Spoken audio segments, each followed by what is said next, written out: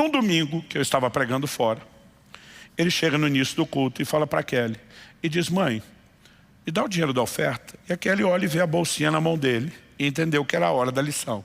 Falou, filho, papai e mamãe sempre te deram o dinheiro da oferta, porque você não tinha. Mas agora que você tem o seu próprio dinheiro, mamãe não vai dar não. Se você quiser ofertar hoje, vai ser do seu dinheiro. Quando chegou a hora da oferta, que ele estava ministrando louvor com o pessoal, então ela só viu a hora que ele chegou perto do gasofilácio e fez questão de mostrar para ela, tipo, é nota de 1, não é moeda não. Pá, tipo, tô dando grana alta. E botou a oferta, saiu de peito estufado, todo contente. No final, a Kelly foi conversar e disse, filho, mamãe está tão feliz, tão orgulhosa, você fez a escolha certa. Ele falou, mas mãe, lembra que eu falei que se eu desse no meu ia ficar com menos? Ela falou, sim. Ele falou, mas não sou bobo não. Depois que eu conversei com a senhora, comecei a pensar, falei, peraí, posso até ficar com menos no início, mas o pai e a senhora sempre falam que Deus abençoa, depois que Deus abençoa eu vou ficar com mais. Ele falou, mãe, falei para Deus, já que Ele vai me abençoar, já até escolhi o que eu quero. E já falei para Ele. E ela falou, que bom filho, mas mamãe não vai fazer nada, então não adianta você falar para mim, não mãe, é Deus que vai me abençoar. Isso foi no domingo. Na segunda noite, uma irmã da igreja liga para Kelly. Conheci, cuidou, ajudou a cuidar de Israel desde que ele nasceu, mas a gente nunca lembra dela ter feito isso antes, embora sempre expressou muito carinho. Ela disse, Kelly, que número Israel calça? Ela falou, por quê? Ela falou, estou perturbada desde o culto de ontem, que eu tenho que dar um tênis para o seu filho. Aqui ele falou, olha, o número que ele calça é tal. Ela falou, tá bom, obrigado, depois a gente fala. Passou. Na sexta-feira ela apareceu em casa. Quando a Kelly atendeu, viu ela com um pacote, olhou tipo, é aquilo que nós falamos, ela deu sinal que é. A Kelly já gritou, Israel, visita para você. Quando ele entrou na sala, viu aquele pacote, olhou para a Kelly e falou, já até sei o que é. Porque eu pedi a Deus um tênis para Ele me abençoar. E quando ele abriu, ele falou, mãe, não só é o tênis que eu pedi a Deus, mas é a cor que eu pedi para ele. Ele vira para aquela irmã e diz assim, Terezinha, você pode até achar que é você que me deu um presente. Mas deixa eu falar para você, Deus usou você para me abençoar. Porque domingo eu dei minha primeira oferta. E como eu sabia que Ele ia me abençoar, eu pedi um tênis, eu pedi esse modelo, eu pedi essa cor. Ela ficou impressionada com aquilo, então ele dizia, obrigado pelo seu carinho, mas ó, não é você não. Eu quero que você abra, por favor, sua Bíblia, no livro de Jeremias, no capítulo 17. E nós vamos ler juntos do versículo 5 até o versículo 10. Esse texto vai ser tanto o nosso ponto de partida, como também o trilho da nossa reflexão hoje. E eu vou ler na Nova Almeida atualizada. Jeremias 17, de 5 a 10. Assim diz o Senhor, maldito aquele que confia no ser humano, que faz da carne mortal o seu braço e cujo coração se desvia do Senhor. Porque ele será como arbusto solitário no deserto e não verá quando vier o bem. Pelo contrário, morará nos lugares secos do deserto, na terra salgada e inabitável.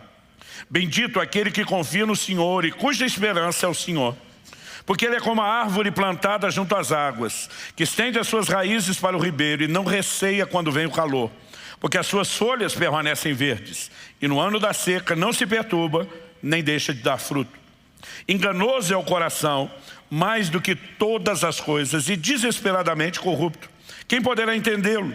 Eu, Senhor, sondo o coração. Eu provo os pensamentos, para dar a cada um, segundo os seus caminhos, segundo o fruto das suas ações. Meu Deus, suplicamos graça, a favor do alto, a liderança do Teu Espírito, o Espírito da verdade, e te pedimos que o Senhor nos permita ter mais do que informação, mais do que apenas arrazoar no nível mental, que a Tua palavra fale aos nossos corações, que o Teu Espírito nos ajude, ó Deus, no processo de absorvê-la, corresponder com ela, que haja aquela aplicação pessoal que só o Senhor pode fazer e que haja a liberação dos céus. Aquilo que o Senhor planejou para esse tempo, para essa hora, nós oramos que se cumpra em nome de Jesus. Amém. Amém. O tema da minha mensagem hoje é uma pergunta: como saber se confiamos em Deus? O texto começa apresentando duas pessoas de comportamento distinto. Um é aquele que confia no homem, faz da carne mortal seu braço e o coração se aparta do Senhor. Foi classificado como maldito. Mas o outro classificado como bendito é aquele que confia no Senhor e cuja esperança é o Senhor. Depois de apresentar esses dois comportamentos, um de confiança e outro não, é que nós temos na sequência aqui os versículos 9 e 10. No 9 nós lemos: enganoso é o coração mais do que todas as coisas. Depois dessa afirmação, Deus, por meio do profeta Jeremias, questiona: quem poderá entendê-lo? E com isso Deus está denunciando a limitação, a dificuldade do homem de entender o próprio coração. Ou seja, saber com certeza se você está se movendo em confiança ou não, não é algo que você poderá dizer: eu cheguei a uma conclusão segura apenas examinando o seu próprio coração. Porque o coração é enganoso e cada um de nós tem dificuldade de conhecê-lo. Mas depois de fazer a pergunta: quem poderá conhecê-lo? Deus responde: não você, eu. E diz: eu, Senhor, sondo o coração, eu provo os pensamentos. Em outras palavras, ele está dizendo: eu esquadrinho aquilo que você não pode esquadrinhar. Eu consigo penetrar numa dimensão de análise, de avaliação e leitura do seu coração que você jamais conseguirá. Agora Deus está dizendo: eu não apenas leio o que você não lê.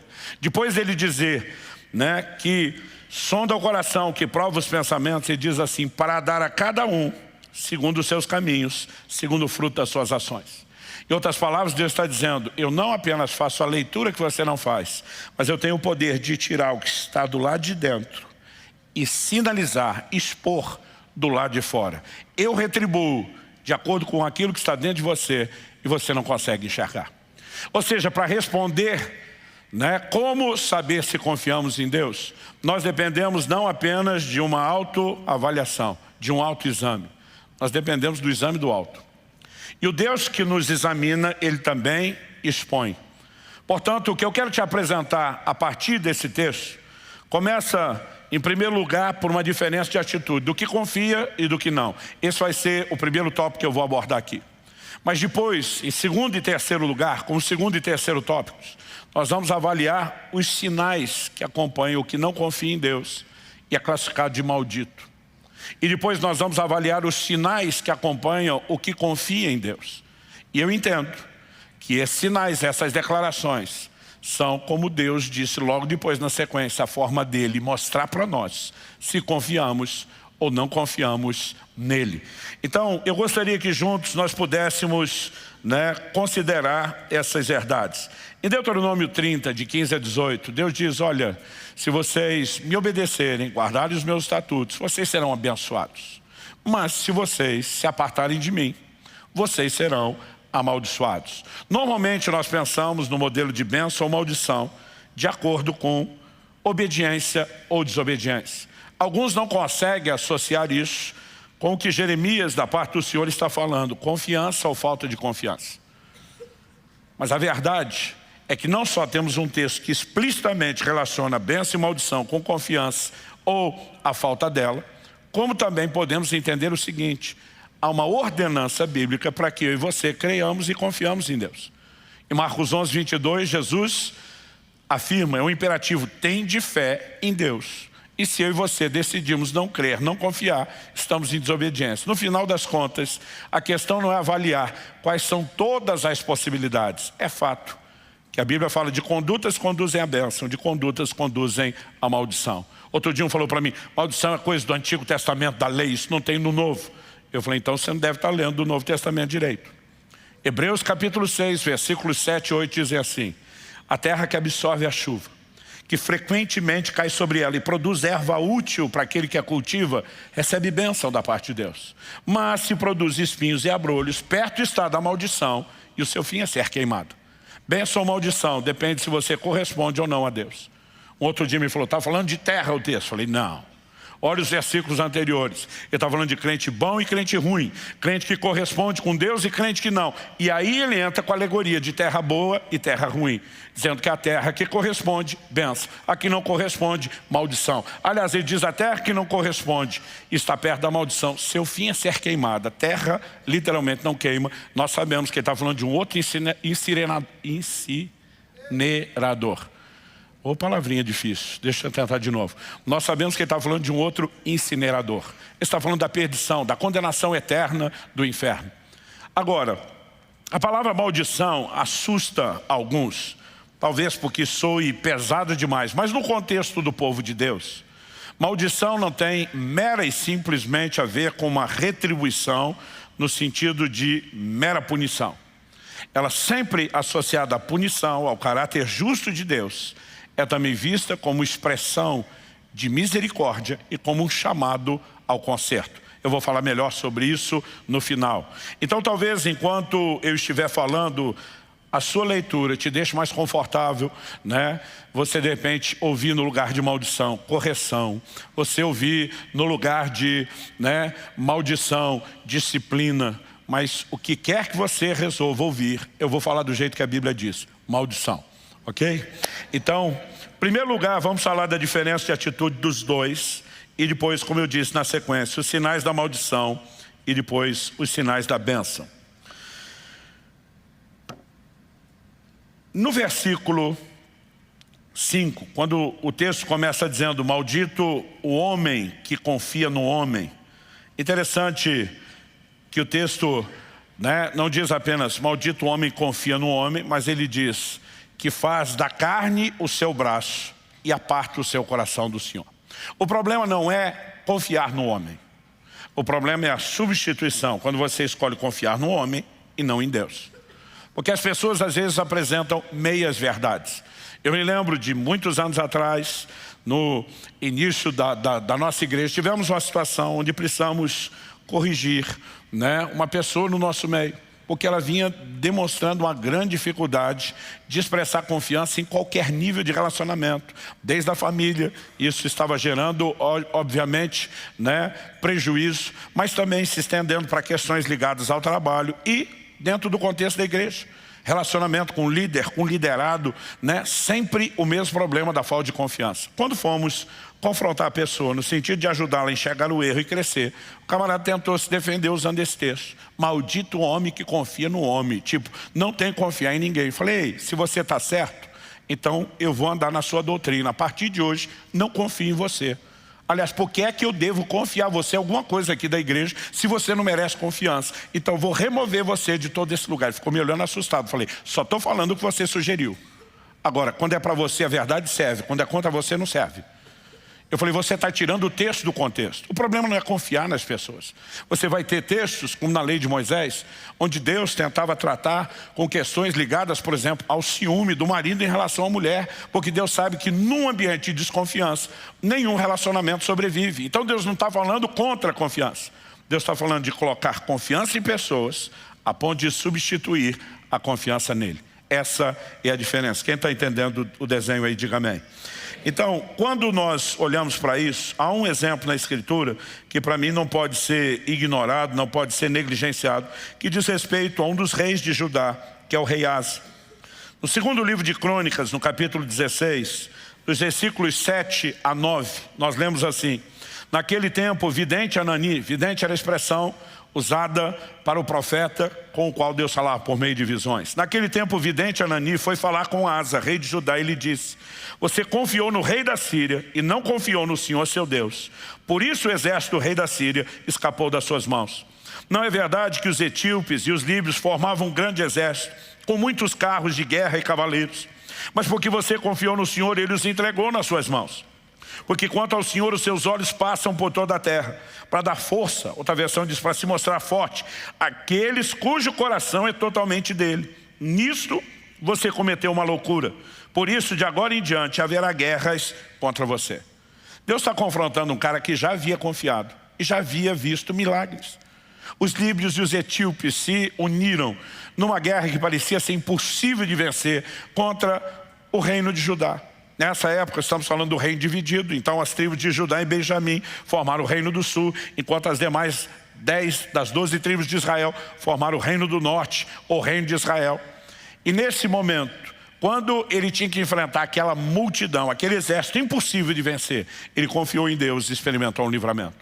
No entanto, agora, por causa de uma outra circunstância muito menor, ele tenta resolver do seu jeito e da sua maneira. E na tentativa de se livrar de um inimigo, ele faz aliança com outro. E Deus está dizendo, porque você confiou nele, em vez de confiar em mim, você vai enfrentar guerras, você agiu loucamente. E outra, esse camarada com quem você está fazendo aliança para vencer esse, era um inimigo seu. Vocês se uniram para um inimigo em comum, mas agora você perdeu a bênção de vencê-lo, a provisão de vencê-lo que eu tinha para você. Quando você olha para o rei Asa, ele começa bem, mas não termina bem. Aliás, um pouquinho adiante, no versículo 12, a Bíblia diz assim, no 39º ano do seu reinado, Asa contraiu uma doença nos pés, e essa doença era muito grave. Porém, na sua enfermidade, ele não recorreu ao Senhor, mas confiou nos médicos. O problema não é fazer uso da medicina. Não é porque pregamos fé que nós somos contrários ao uso da medicina, dos remédios, acreditamos ser parte daquilo que Deus deu para favorecer a humanidade. O apóstolo Paulo, que vivia milagres de curas sobrenaturais, num determinado momento faz referência a Lucas como médico amado. Ele tinha um médico na sua equipe, né? E ao chamá-lo de médico e não só de irmão, ele está dizendo, é amado como pessoa e é apreciado pelo seu trabalho entre nós. O problema é quando a pessoa confia em algo a ponto de deixar de confiar em Deus. Então não havia nenhum problema no tratamento médico, mas quando Asa diz, eu não preciso de Deus porque tenho bons médicos, e daqui a pouco os médicos dão a notícia, mas nós não resolvemos o seu problema, ele não tem nenhuma possibilidade de viver o sobrenatural. Ele fez uma troca. Quando confiou no rei da Síria, quando confiou nos médicos, ele está dizendo para Deus, eu me resolvo, eu me garanto sem você. Em nenhuma das circunstâncias ele conseguiu. Então é nesse sentido que a Bíblia está falando de alguém que confia nos outros a ponto de abandonar a confiança no Senhor. Isso não significa que estamos tentando dizer que não pode se confiar nas pessoas. Não significa que estamos tentando dizer que você não pode ter tratamento médico. Então deixa eu dar um terceiro exemplo que nos ajude a manter o equilíbrio. A sabedoria bíblica nos ensina que é bom você, quando falamos em termos de gestão, saber lidar com a provisão. Quando eu falo provisão é o recurso esse que você vai literalmente provisionar, separá-lo. Para quê? Para quando tiver alguma necessidade você estar preparado para ela. Na revelação que Deus, por meio de José, deu ao faraó e diz, aproveita os 7 anos das vacas gordas de prosperidade, não para torrar e gastar tudo, mas para estocar. Porque quando vierem os anos de fome das vacas magras, você tem recurso, você tem provisão. Isso é sabedoria, é boa administração, é boa mordomia. Agora, a mesma Bíblia, em contrapartida, diz em 1 Timóteo, capítulo 6, verso 17, manda aos ricos desse mundo. Os ricos é a turma que tinha grana guardada, tinha provisão para enfrentar a dificuldade. Manda aos ricos desse mundo que não confiem na instabilidade das riquezas, mas em Deus. Qual a diferença? A diferença é que não é errado ter a provisão, errado é confiar nela. Paulo está dizendo isso é instável. Você pode ter feito a sua parte, daqui a pouco a economia vira, o mundo vira, a vida é cíclica e aquele negócio que você achou que te garantiria não está mais lá. Então, faça a sua parte, mas não confia nisso. Confia em Deus. Quem está entendendo? Então, quando eu olho para essa descrição, em primeiro lugar temos uma pessoa que deixa de confiar em Deus para confiar naquilo que é humano, naquilo que é natural. Mas em contrapartida, nós lemos no versículo 8, depois de no 7 o texto dizer, bendito confia no Senhor, cuja esperança é o Senhor. A Bíblia diz, porque ele é como árvore plantada junto às águas, e virão aqui os relatos no versículo 8 que detalham o procedimento de confiança. Qual a diferença do primeiro? O primeiro confia no homem, fazendo dele, né, da carne, daquilo que é natural, o seu braço, aquilo que o apoia, aquilo que lhe dá garantia, e abandona o Senhor. Mas a Bíblia fala de outro, que faz do Senhor a sua esperança, que confia nele. E qual a diferença entre um e outro? É aquilo que cada um experimenta, é aquilo que cada um vive, né? Confiar no Senhor, fazer dele a nossa esperança, é saber que mesmo que Deus use homem ou algo natural para nos ajudar ou favorecer, nós não confiamos naquilo, e sim no Deus que cuida de nós e orquestra as circunstâncias. Uma coisa que me chamava a atenção desde muito novo é que o livro de Esther, se você não reparou isso, leia o livro de Esther do começo ao fim com esse olhar. O livro de Esther é praticamente o único livro da Bíblia que não menciona o nome de Deus. Ele não fala de Deus, não aberto explicitamente. Mas quando você lê a história, há uma orquestração divina por trás de tudo o que está acontecendo. E há um momento específico lá no livro de Esther, onde a Bíblia fala que Mardoqueu, o tio de Esther, que é o homem piedoso de destaque naquele livro e naquela narrativa, ele é vítima de uma conspiração. Sua vida será tirada, haverá um atentado contra toda a linhagem de Abraão, com a qual Deus tinha um pacto, uma aliança, uma promessa e um propósito.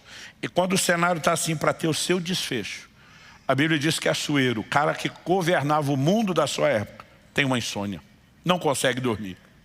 E naquela época não se lidava com o tédio como hoje, porque eles não tinham internet, não tinham televisão. E o rei escolhe uma programação muito empolgante para fazer na madrugada da insônia: ler as crônicas do reino. E ele pede para um dos seus criados para ler as crônicas do reino, para entretê-lo, já que ele não consegue dormir.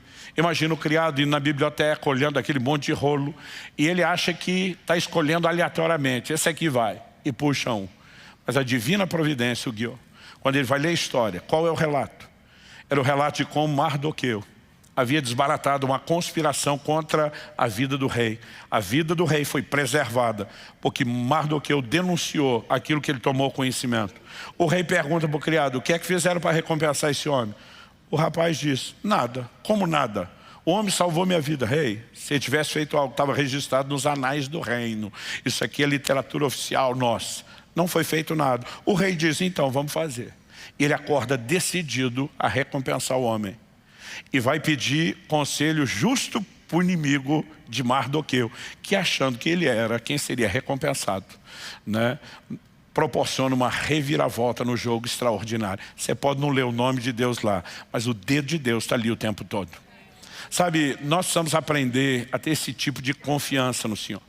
A confiança que, baseada numa experiência que nós tivemos lá em casa, eu chamo daquela confiança infantil. Quando meu filho Israel tinha 5 anos de idade, nós vivemos um momento muito interessante com ele, né? Desde que nossos filhos eram pequenos, eles nem andavam, estavam no colo, a gente já treinava a carregar a oferta para colocar no gasofilácio, né? A gente entendeu que isso é parte de um treinamento que tem que começar muito cedo. Quando começaram a andar, a gente dava o dinheiro e dizia: leva. Então todo o culto, quando estava para começar o culto, ele chegava na gente: dinheiro da oferta, o dinheiro da oferta. E a gente sempre dava o dinheiro da oferta para cada um deles. Eu lembro que Israel, nessa fase dos 5 anos, eu dei uma bolsinha para ele pequena, com zíper. Eu enchi ela de moeda, né? E algumas notas, na época ainda tinha nota de R$1. E eu falei: filho, papai vai te dar dinheiro, porque o papai quer te ensinar a lidar com dinheiro. A primeira lição é: você não pode gastar. Nós vamos ter que conversar bem antes de você gastar, apesar do dinheiro ser seu, porque a gente tem que saber como fazer as escolhas. E fui trabalhando algumas questões com ele. Ele ficou tão empolgado que agora ele tinha o dinheiro dele, que onde ele ia, ele levava a tal da bolsinha dele. Falei: filho, você não pode ficar andando com isso. Você vai perder. Não vou, pai, eu vou cuidar disso, né? E ele estava todo empolgado. Num domingo, que eu estava pregando fora, ele chega no início do culto e fala para Kelly, e diz: mãe, me dá o dinheiro da oferta. E a Kelly olha e vê a bolsinha na mão dele e entendeu que era a hora da lição. Falou: filho, papai e mamãe sempre te deram o dinheiro da oferta porque você não tinha. Mas agora que você tem o seu próprio dinheiro, mamãe não vai dar não. Se você quiser ofertar hoje, vai ser do seu dinheiro. Ele olhou numa lógica simples de criança e disse: mãe, se eu der do meu, eu vou ficar com menos. Ela sorriu para ele e falou: é isso que é oferta, filho. A gente abre mão de algo que é importante para nós, para aquele que é mais importante do que qualquer outra coisa. Ela diz: no entanto, você não é obrigado a dar. Mas se quiser dar, é do seu dinheiro. Então pensa o que você vai fazer. Tome a sua decisão. E quando chegou a hora da oferta, que ele estava ministrando louvor com o pessoal, então ela só viu a hora que ele chegou perto do gasofilácio e fez questão de mostrar para ela: tipo, é nota de 1, não é moeda não. Pá. Tipo, estou dando grana alta. E botou a oferta, saiu de peito estufado, todo contente. No final, a Kelly foi conversar e disse: filho, mamãe está tão feliz, tão orgulhosa, você fez a escolha certa. Ele falou: mas mãe, lembra que eu falei que se eu desse no meu ia ficar com menos? Ela falou: sim. Ele falou: mas não sou bobo não. Depois que eu conversei com a senhora, comecei a pensar, falei: peraí, posso até ficar com menos no início, mas o pai e a senhora sempre falam que Deus abençoa. Depois que Deus abençoa, eu vou ficar com mais. E ela apenas sorriu e falou: que bom, filho, que você entendeu isso e que você vai crer nisso. Ele falou: mãe, como é que Deus abençoa? O dinheiro cai do céu? Ela falou: não, filho, não é bem assim, né? Deus até pode fazer isso extraordinariamente, mas a forma comum, Deus gosta de usar pessoas. Assim como você já viu Deus usar papai e mamãe para abençoar os outros, você já viu Deus usar pessoas para nos abençoar. Então a gente nunca sabe exatamente como Ele vai fazer, mas a gente confia nele. Ele falou, mãe, falei para Deus, já que Ele vai me abençoar, já até escolhi o que eu quero. E já falei para Ele. E ela falou, que bom, filho, mas mamãe não vai fazer nada, então não adianta você falar para mim. Não, mãe, é Deus que vai me abençoar. Isso foi no domingo. Na segunda noite, uma irmã da igreja liga para Kelly. Conheci, cuidou, ajudou a cuidar do Israel desde que ele nasceu, mas a gente nunca lembra dela ter feito isso antes, embora sempre expressou muito carinho. Ela disse, Kelly, que número Israel calça? Ela falou, por quê? Ela falou, estou perturbada desde o culto de ontem, que eu tenho que dar um tênis para o seu filho. Aqui ele falou, olha, o número que ele calça é tal. Ela falou, tá bom, obrigado, depois a gente fala. Passou. Na sexta-feira ela apareceu em casa. Quando a Kelly atendeu, viu ela com um pacote, olhou tipo, é aquilo que nós falamos, ela deu sinal que é. A Kelly já gritou, Israel, visita para você. Quando ele entrou na sala, viu aquele pacote, olhou para a Kelly e falou, já até sei o que é. Porque eu pedi a Deus um tênis para Ele me abençoar. E quando ele abriu, ele falou, mãe, não só é o tênis que eu pedi a Deus, mas é a cor que eu pedi para ele. Ele vira para aquela irmã e diz assim, Terezinha, você pode até achar que é você que me deu um presente. Mas deixa eu falar para você, Deus usou você para me abençoar. Porque domingo eu dei minha primeira oferta. E como eu sabia que Ele ia me abençoar, eu pedi um tênis, eu pedi esse modelo, eu pedi essa cor. Ela ficou impressionada com aquilo, então ele dizia, obrigado pelo seu carinho, mas ó, não é você não. Sabe, quando Jesus fala sobre eu e você nos tornarmos como crianças, às vezes nós precisamos ter esse tipo de simplicidade, fé e confiança. Não importa quem Deus use, nós vamos olhar e dizer obrigado pelo seu carinho. Mas não estou focado só em achar que foi você que me enxergou ou que se preocupou comigo. Há um Deus que cuida de cada um de nós. E eu e você podemos confiar nele. Quem está entendendo a diferença entre um e outro?